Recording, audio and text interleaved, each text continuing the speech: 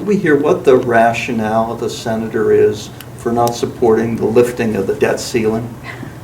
Well, with the debt ceiling, and are you talking about? I'm talking about the provision in the Constitution that says that the United States will honor its debts.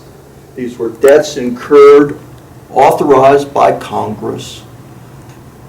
The government was obligated to pay, and certain members of the House and the Senate, including the senator, were opposing the lifting of the debt ceiling.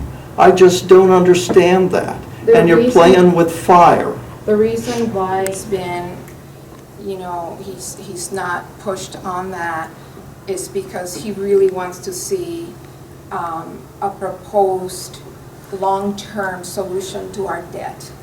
And I believe that these elected officials did what they did almost as a statement that, we really need to look into a solution for our long-term debt.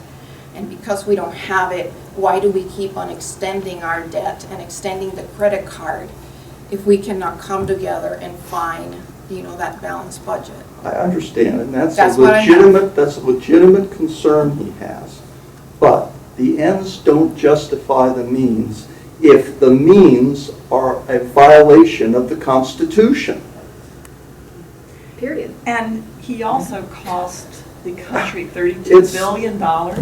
Which he is talks a about huge wanting to debt be issue. fiscally responsible and being concerned about the economy of the country, and yet he cost $32 billion and lost recognition around the world for the U.S., which will hurt us in the long term.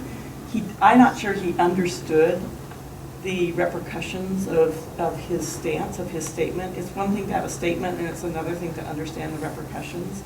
So maybe you could take to him the thought that he might want to think harder about the repercussions of his statements before making them. Well, and certainly $32 billion to the taxpayer when somebody is concerned about our debt is a huge disconnect. Right, yes. It's a huge disconnect. And then, let's talk about the compassion. That piece of legislation would have spiraled this country into the biggest economic depression we would have ever experienced. So that's another disconnect. He says compassion, he says tax credit, or lower the debt. And fiscal responsibility. And fiscal responsibility, but his votes do nothing to reflect it or make me feel that I have a senator that's really doing what he says he's going to do and represents us as a country. Yeah, I think he violated his own core beliefs. If he believes in the Constitution, which I believe he does, and he's sworn to uphold. I mean, never mind all these horrible repercussions. I don't even get there.